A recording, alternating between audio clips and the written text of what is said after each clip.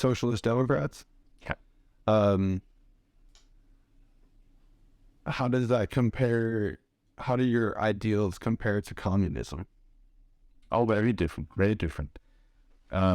We don't believe that people should have exactly the same. We don't believe that everything should be exactly the same. We actually believe that you should fulfill your goals and you should do what's best for you. We just believe that we have very different chances of doing that. And the state should help out with equalizing the differences in that. But it should still be up to you to go the last mile. It's still about like what you want to do. And it's still about that, of course, you should still have the carrot, we would say, hanging in front of you to say that, hey, if I do this, I can earn more money if that's what you want to do, or I don't know, be happy. I can fulfill a dream if I do something, right? And believing in that, this I would believe is very different from the communist. We're not into that everyone should do exactly the same. I don't think we're punishing anyone. As I started out saying, in common welfare means that it goes for everyone, and it's not just stealing from someone and giving to the rest. It's actually just about everyone helping out to building the right and the best society. What would you say to people in the U.S. who are afraid that social democracy will lead to the U.S. becoming like Venezuela? There's a little bit of difference between Norway and Venezuela, but you have to have an open democracy. Mm-hmm. But it's a very safe society to grow up in. So I don't understand why people in the United States are so afraid of social democracy, because it is very safe, and when we are safe and we feel secure, we excel better because we can use our resources to other things. We can work better, we can take good care of our children, of our neighbors, of everybody. And I don't understand why they think that to give free healthcare to everybody is such a negative or a dangerous thing. It's very reassuring. I don't have to think about it. I don't have to think about my security is good enough or not. I know that if I get sick tomorrow, the system will take care of me. I will be as fine as I can be. Norway is not a communist country nor a socialist country, even we are a social democracy. I myself come from Poland, which used to be a communist country, so I would never fight for communism. But it is an argument that strikes fear in people who are afraid of communist and the communist agenda, or the Soviet Union days where we had the Cold War. And I can just kill it right away that having universal healthcare or universal free education, including college, is not a gateway into communism. It's in fact the opposite, because by having these opportunities available for all, you had more people who can become the best they can be, who can apply themselves within all kinds of venues, who can make the free market system better, can make the economy better, politics better, because you use all the resources you had. We still have a free market, even though we have regulations. We are still, we have a whole gigantic private sector, but we also have a strong state, and that leads we cooperate. We're not fighting, we mostly cooperate, and that gives us the state gets a lot of taxes, which we can then use on the free healthcare and the free education. but we also use all the resources we have. And which is the number one resource every country has? That's its citizens. That's the number one resource. It's not the oil or gas or wood or free market system or Wall Street or whatever. It's the people. The people are the biggest resource. And right now, the United States has a huge amount of their citizens that are not being the best resources they can be, because they cannot get in to school, they cannot get in to college, they will never use their brain for the betterment of humankind in the United States because they don't have a chance to.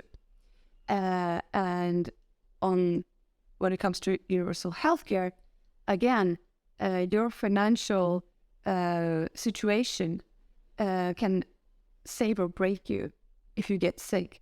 And everyone gets sick, no matter how rich your parents are, how poor they are. We can all get cancer, we can all have a car crash. Everyone can get sick and might end up without a job. But if you don't have that safe, that parachute, as we like sometimes like to call it, which is universal healthcare, again, you lose the resources and you create an unstable environment where some people need to actually look to crime. I think they are missing real information, because this is not true. You don't become like Venezuela, you don't become like Russia. You become very different from the two countries, both of them, by having it. So they are missing an accurate description of what is happening. First of all, if you have public insurance, health insurance, you can also top it up with private insurance if you like. If you are so fond of private arrangement, you can pop it up, but there's a flaw that you can never go under. So that means that there's a flaw for everybody, but you could find all kinds of individual market-oriented arrangement on top of that if you like. So that's one thing. Another thing is that people misunderstand. They don't quite understand that we combine market organization with public intervention. And it is the combination that makes Scandinavia distinct from others. So it's not, we are very market exposed, more market exposed in the sense as a country than the US. The US is a big country that is closed off from international competition because you don't have to export 50% of what you produce.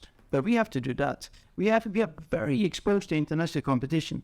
So we are more market-oriented in that sense, that we are dependent on conditions elsewhere in the world to generate income. Because we are very small countries, and small countries have to be very open. So we couldn't have a trade war. We couldn't have things like that, because it would be extremely harmful for the country. But the US can, because it's a big closed economy. Mm-hmm. So Americans have to think a little bit more that they are actually sheltered from international competition. And maybe that's also the reason why they don't have proper social institutions, because social institutions is good to remain competitive. To have a good health provision is good for workers. You are better workers when you have a good health, and to have access to public hospitals and have a good health care is important for firms that compete in international markets.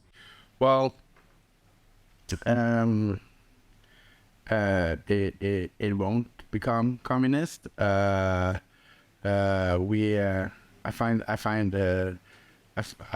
read some of that, and I find it just like hilarious to think that people would actually believe that free and universal healthcare is like a start to becoming Venezuela. It's just like so crazy.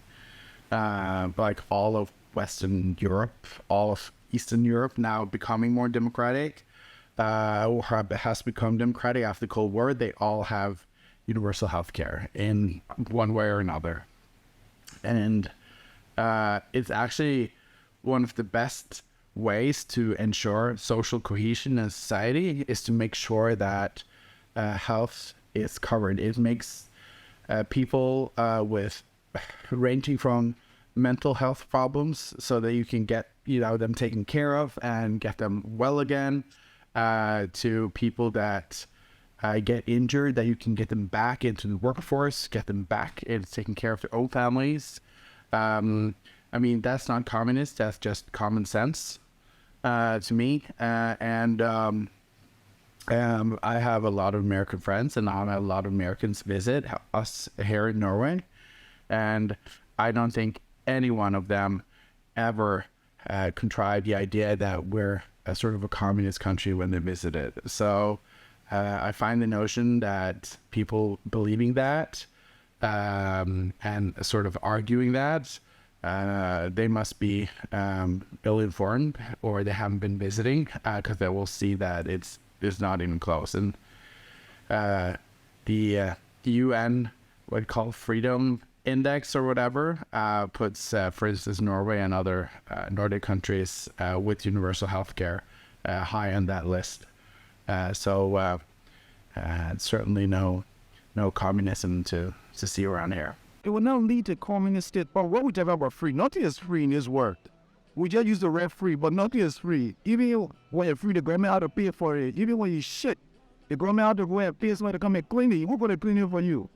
So nothing is free. So when the government says they want some money, let that money be used for that purpose. Like Sweden, when you bought a house here, you will see a bit of setting money back, right? Because that money is going to throw your dirt away, clean your environment, and keep you, so it just depends on how you negotiate, or how you people come to that level of understanding. Because that's the thing, unless the government is greedy and they want to just eat the money, but as long as the government is serving their people, then it ain't got no problem. Because that's what the government is there for, is to serve their people. And their people are there to also work for their country together with the government. That's like the most important message I could give to the United States is use your human capital to their best by giving them opportunity to reach their best, all of them. And in that way, you might also level out the scales. More people meet each other from different areas of life. That's a good thing. If you have elite schools with only elite people, we call this a bubble of thinking, an echo chamber, where you only hear your own arguments from back at you. If you meet people from different areas of life, different backgrounds, different ethnicities, you have a much bigger dialogue, you have different views, you can learn, you can grow, you can apply this to your work, to your family life, to your society. It's a good thing for all to be more intertwined, exactly, than everyone living in their own little bubble and fighting against each other, because you are not against each other, you're one country. You should be seen as one and work as one, and universal healthcare and universal education is a gateway to that, not to communism, to growth, to expansion, to innovative thinking, and to using more of your human capital to the best for all.